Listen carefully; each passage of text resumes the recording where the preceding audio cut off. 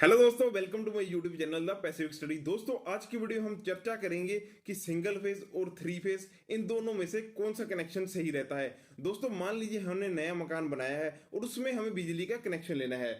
तो हमें बहुत सारे लोग मिलेंगे, कोई कहेगा आपको सिंगल फेज का कनेक्शन लेना सही रहेगा, कोई कहेगा आपको थ्री फेज का कनेक्शन लेना सही रहेगा। सो दोस्तों, ये डिसीजन आपको ही लेना है कि आपको कौन सा कनेक्शन चाहिए। इवन कि जो इलेक्ट्रिशियन हमारे घर की वायरिंग करते हैं वो भी हमें अच्छे से गाइड नहीं करते कि हमें सिंगल फेज का कनेक्शन सही रहेगा या थ्री फेज का। वो भी ये सारा डिसीजन आपके ऊपर ही छोड़ देते हैं और आपसे शुरुआत में ही पूछना शुरू कर देंगे कि आपको सिंगल फेज की वायरिंग करवानी है जाके थ्री फेज की वायरिंग करवानी है। सो दोस्तों, इस वीडियो हम जानेंगे कि सिंगल फेज और थ्री फेज इन दोनों कनेक्शन में क्या अंतर है और कितने लोड पर हम थ्री फेज का कनेक्शन ले सकते हैं, सिंगल फेज और थ्री फेज की वायरिंग में क्या अंतर होता है और इन दोनों के टैरिफ रेट में क्या अंतर होता है और इन दोनों में से कौन सा कनेक्शन आपके लिए सही रहने वाला है। सो दोस्तों, अब बिना समय गवाए चलते हैं अपने सबसे पहले पॉइंट पे कि सिंगल फेज और थ्री फेज कनेक्शन में क्या अंतर है। दोस्तों, मान लीजिए हमने सिंगल फेज का कनेक्शन लेना हो तो हमारे ट्रांसफॉर्मर से तीन फेसेस आते हैं और अगर हमारा कनेक्शन आगे जब वायरिंग सिंगल फेज की है तो हमें सिंगल फेज का मीटर लगेगा जो कि उन तीनों फेसेस में से एक फेज से जोड़ दिया जाएगा। यानी कि जो ट्रांसफार्मर से हमारे तीन फेसेस आ रहे हैं उनमें से एक फेज का कनेक्शन हमारे घर को दे दिया जाएगा। और अगर हमने कनेक्शन लेना हो थ्री फेज का तो ट्रांसफार्मर से जो तीन फेसेस आ रहे हैं वो तीनों फेसेस जाएंगे हमारे थ्री फेज के मीटर में और थ्री फेज के मीटर के बाद वो आगे तीनों फेसेस जाएंगे हमारे घर पर। इसका मतलब ये हुआ कि जिस घर में हमारा सिंगल फेज का कनेक्शन है वहां पे हमें एक ही फेज से सप्लाई मिलेगी। मान लीजिए किसी वजह से हमारे ट्रांसफार्मर का फ्यूज उड़ता है और वो उसी फेज का उड़ता है जिसका कि हमने कनेक्शन ले रखा है, तो हमारे सारे घर की सप्लाई बंद हो जाएगी। और अगर हमारा कनेक्शन है थ्री फेज का तो मान लीजिए हमारा एक फ्यूज उड़ भी जाता है किसी एक फेज का तो हमारा 66% पोर्शन चलता रहेगा। यानी कि हमारे दो फेज बिल्कुल हेल्दी रहेंगे और हमारे घर का आधे से ज्यादा पोर्शन चलता रहेगा।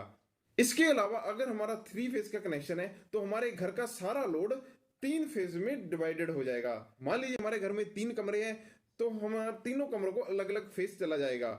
और मान लो हमारे घर में 6-7 कमरे हैं तो किसी फेज पे दो कमरे, किसी पे तीन कमरे करके ऐसे हमारे सारे घर का लोड तीन फेसों में डिवाइड हो जाएगा। बट सिंगल फेज के केस में ऐसा नहीं होगा क्योंकि सिंगल फेज में सारा लोड हमारा एक ही फेज पे होगा। और उसका नुकसान आपको ये होगा कि हमें लो वोल्टेज की प्रॉब्लम भी आ जाती है क्योंकि हमारे घर का सारा लोड एक ही फेज पे होने पे वोल्टेज ड्रॉप बढ़ जाता है।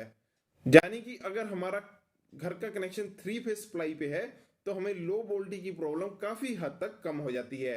इसके बाद हम बात करते हैं कि कितने लोड के बाद हम थ्री फेज का कनेक्शन ले सकते हैं। दोस्तों, जनरली हम 5 किलोवाट के ऊपर इजीली थ्री फेज का कनेक्शन ले सकते हैं। इसके बाद हम जानते हैं कि सिंगल फेज और थ्री फेज की वायरिंग में क्या अंतर है। दोस्तों, सिंगल फेज और थ्री फेज की वायरिंग में कोई बड़ा अंतर नहीं है।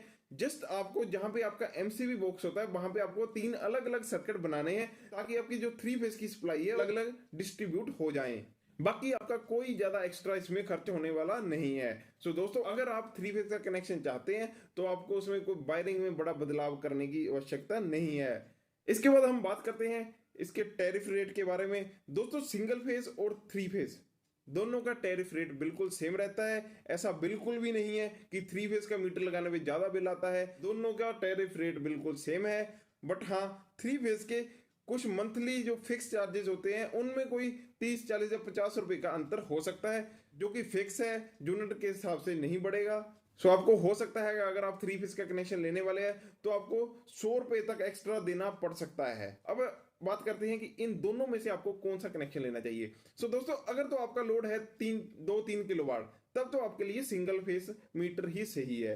बट अगर आपका लोड 5 किलोवाट से ज्यादा है, आपने एसी वगैरह भी चलाने हैं, तो आपको थ्री फेज का कनेक्शन लेना चाहिए क्योंकि एसी, कूलर, इन चीजों के लिए आपको वोल्टेज प्रॉपर होना बहुत जरूरी है। क्योंकि अगर वोल्टेज कम हुआ तो आपका एसी भी बंद हो जाएगा और आपका कूलर भी बंद हो जाएगा या फिर उसमें जो पानी उठाने वाली मोटर होती है वो काम करना बंद कर देती है। तो दोस्तों, अगर आपका लोड ज्यादा है और आपने एसी वगैरह लगाने हैं तो आपको थ्री फेज कनेक्शन के साथ जाना चाहिए। अदरवाइज अगर आपका लोड कम है तब आप बेशक सिंगल फेज कनेक्शन ही रखें। So thank you friend for watching this video. ये वीडियो आपको कैसी लगी कमेंट करके जरूर बताइएगा। और अगर आपको सिंगल फेज और थ्री फेज कनेक्शन में या इनके मीटर में क्या अंतर है इसके बारे में कोई भी डाउट है तो आप कमेंट करके बेझिझक मुझसे पूछ सकते हैं। मिलते हैं अगली वीडियो में अगले टॉपिक के साथ, तब तक के लिए धन्यवाद, बाय बाय।